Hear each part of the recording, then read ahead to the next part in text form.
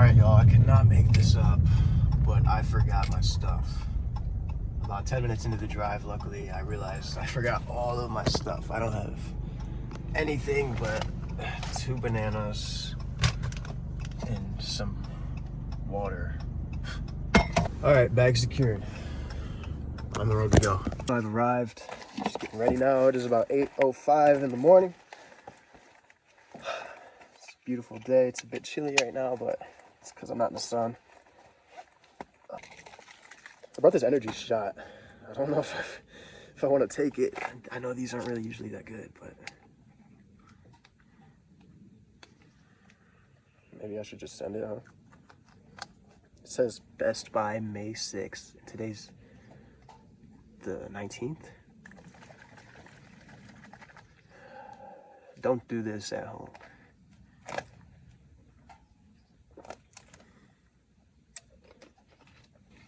It does not taste that bad, so. Okay. Never mind. The aftertaste is terrible. Terrible aftertaste. So this layer right here is meant to protect me from the sun.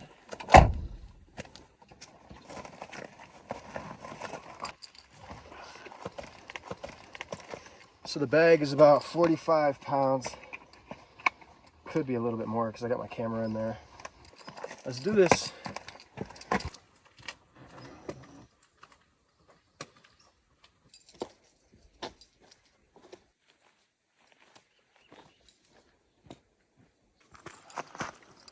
And so the journey begins.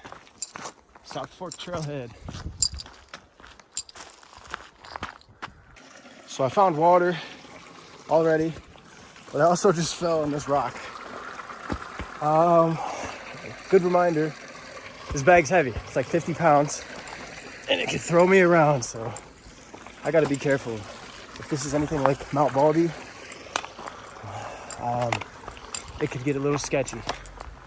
So yeah, it's a reminder that it can get real.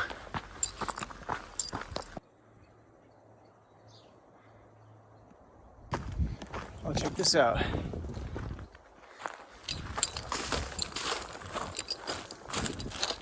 Little cabin in the woods.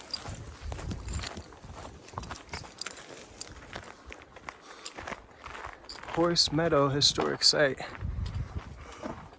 Wildlife of San Bernardino Mountains.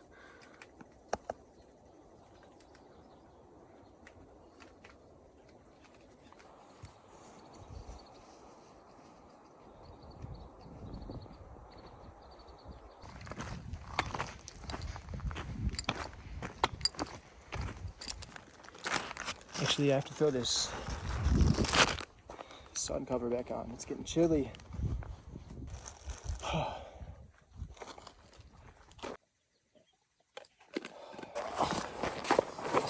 50 pounds.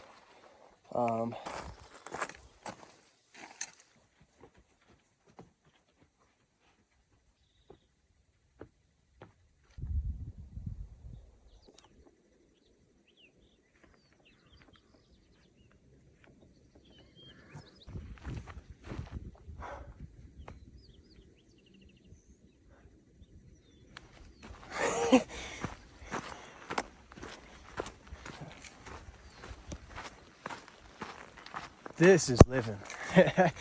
That's all I gotta say. This is.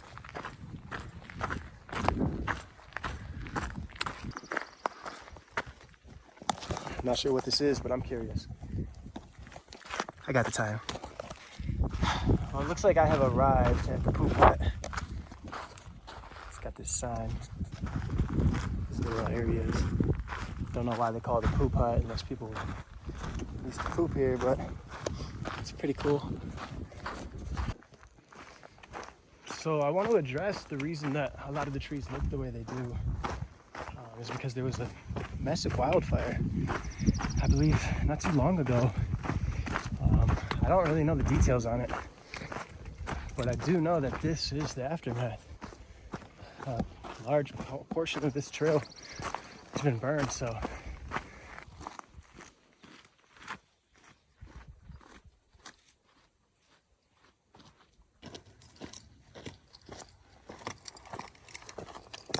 So we've made our way into some of the more forestry area out of the burn zone. We're going a little bit uphill now. Much more of an incline. You hear that? Sounds like the bird saying cheeseburger.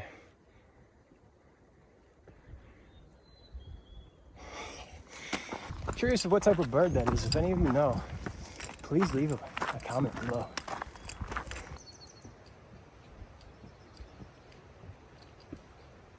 I've come across this little split.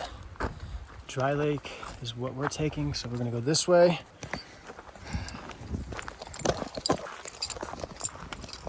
I don't know if you hear this. It definitely sounds like water.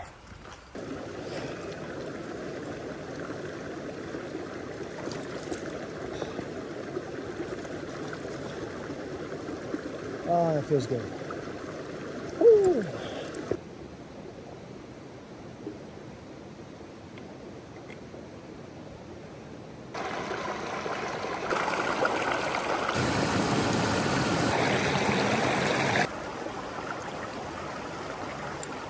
All right, water secured.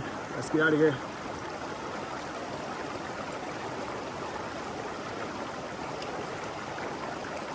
Okay, things are starting to get a little bit tricky. I'm walking the trail, and it doesn't really look like a trail anymore. Oh, you know what? I see a sign, so I have to go around. Interesting.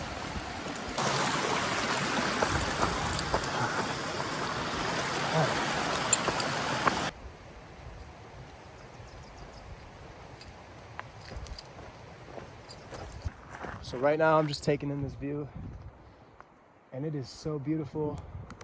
It almost makes me emotional. I just wish I could capture this moment, how I feel, and put it in a video for you guys. Like the smell, the air, even my vision, how I visually see this. Like looking out, I focus on one thing, and your eyesight naturally blurs the vision around it. Oh. That would have sucked. Oh my God. Don't fall down. All right. Okay, terrible. So anyways, really what I was saying is like our vision.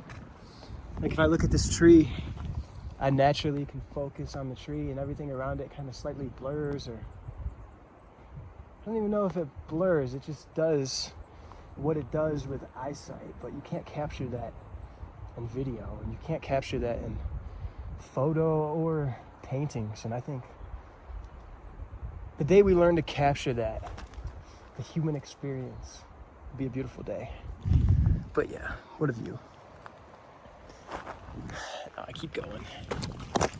So I'm getting a lot higher in elevation now. These are the peaks, as you can see.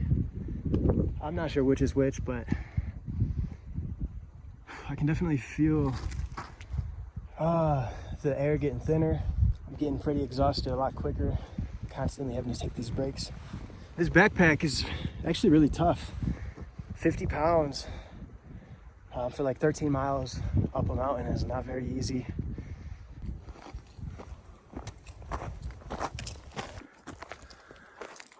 Okay, I've made it to the lake. So I'm gonna be camping somewhere over here.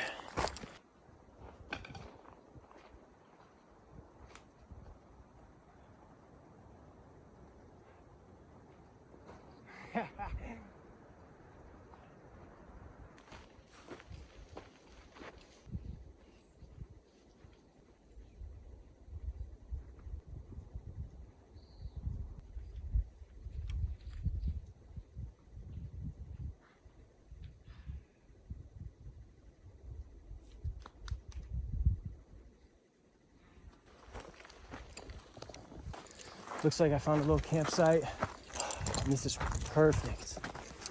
It's got a wind barrier. It's right by the lake.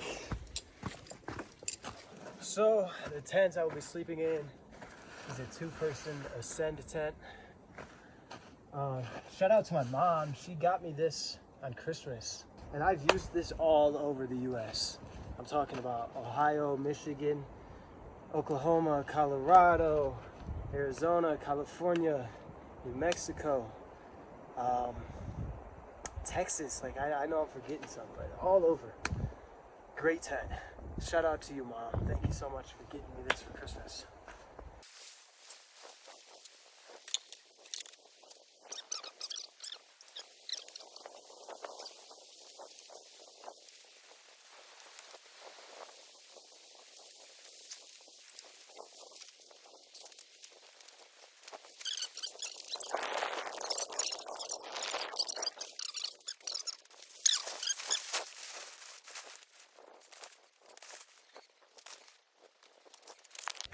All set up.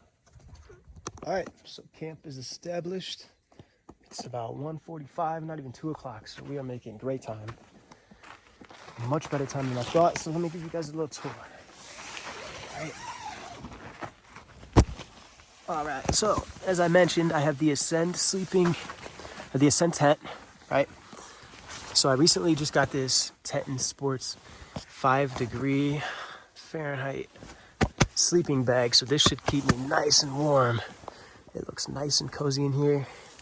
I brought some extra clothes, mainly as a pillow, but also if I get real cold, I could put this beanie on, yada yada. Now these clothes are the layers that will keep me warm at nighttime, so let me explain. My base layer is a polyester tee. Then I have this polyester sunblock, right? Then I have this little jacket. It's a zip up, it's polyester. It pretty much would go right over the sunblock. And then I have my insulation layer, which this is cotton. This goes on top of all of it. And then on top of that, I will put my, where's it at? There it is, back there. The raincoat, which is just like a windbreaker. And basically when you wear these layers like that, it creates an insulation field that just keeps you warm at these really low temperatures. So yeah, make sure you do your research before you go climb mountains and stuff, because the weather, it's different for sure. Like look where I'm at right now, I'm chilling, right? But there's snow on top right over there. So tonight it's gonna be cold. Anyways, what else do we have in here? This is a sleeping bag liner. So you put it in your sleeping bag. In case you sweat, it kind of keeps your sleeping bag nice and clean. It also adds a few degrees to keep you warm. So I don't know if I'm gonna use that tonight, but we'll see. I brought it just in case. And last but not least, this sleeping pad. Now, I don't think this is an all seasons rated sleeping pad, so I don't recommend you use it in all seasons. Stan Sport is the brand.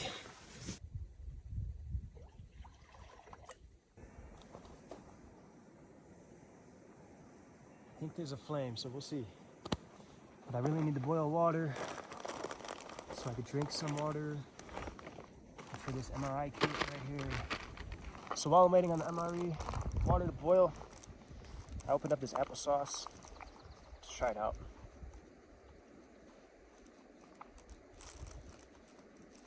It's actually pretty good. Open this MRE right here. Beef goulash, which came with some applesauce, some cookies. All right, so the water's been boiling for a while now. Put this in here. Hopefully I do it right, and hopefully I don't burn myself.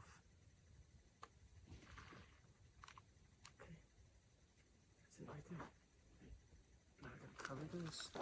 I'm gonna put this in here. And lean myself against something. This for a little while. So we're gonna have to wait like 15 minutes for that now. So I'm just gonna put the rest of this boiling water back in the water bottle.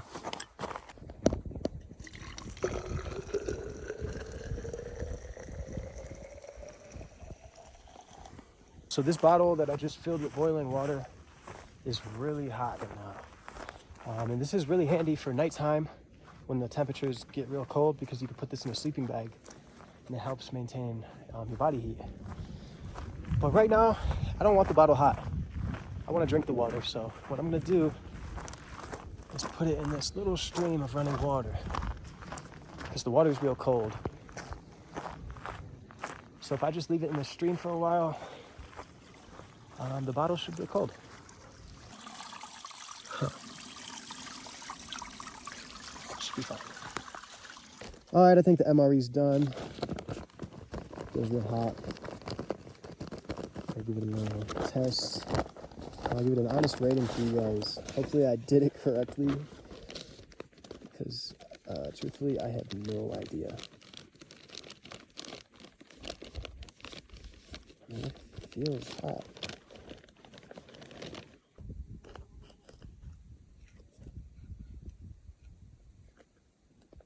Ooh, it smells good.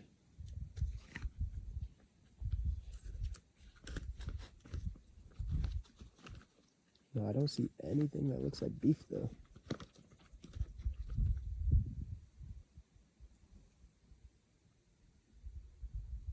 Okay.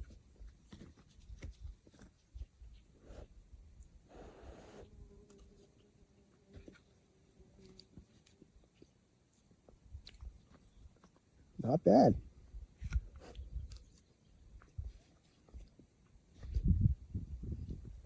No, I wouldn't get this at a restaurant, but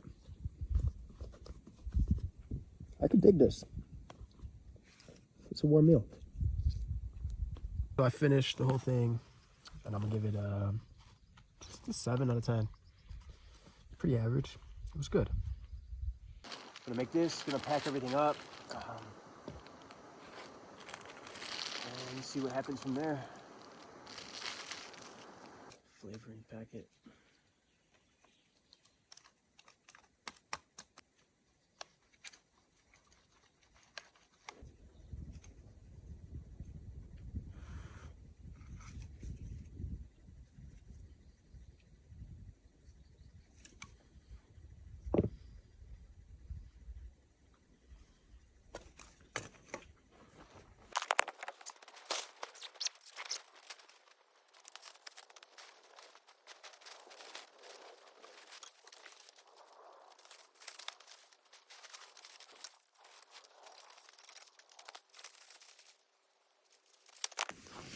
All right, everybody, so it's about 9 o'clock now.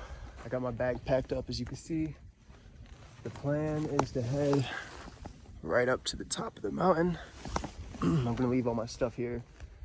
I got a few water bottles with me. I'm gonna take my phone for the camera, hiking pole, my knife, and that's it. So within the next hour or two, should make it up there. Come straight back down. If I need to refill water, I'll refill then. And back to the car. Okay, so I'm almost at 10,000 feet in elevation.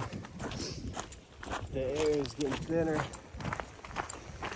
It's a lot harder to catch my breath. But I still got ways away to go. So I'm gonna lock in and just do this.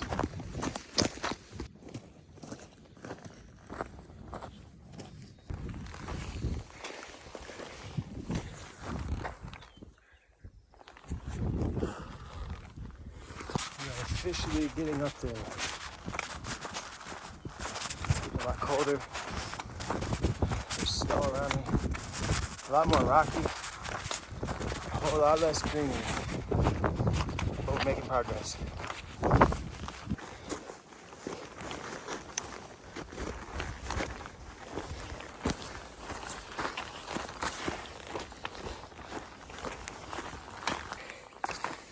Okay, this part is a bit sketchy.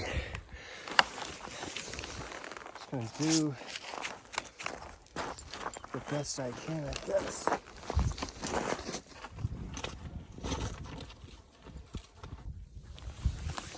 All right, guys, I got bad news.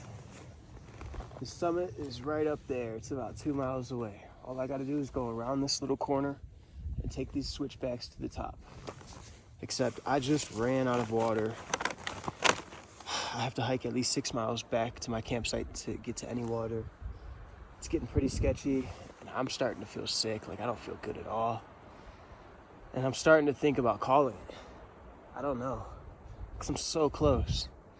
But it's almost like, is it a safe idea? Is it dangerous? Is it worth it? Like, I could always come back and reach the top, but to put myself in a sketchy situation when I'm all alone, don't know if it's worth it. So I'm gonna sit here and think for a bit to figure out what I'm gonna do. Also, my phone, which is what I'm using to record this whole video, it's on 15%, and all of my portable batteries are dead. And I don't have any way to charge my phone, and I'm using my phone for the map too, and this is kind of a sketchy trail. It's hard to see what's trail, what's not. I've gotten lost a few times already, so I don't know what to do.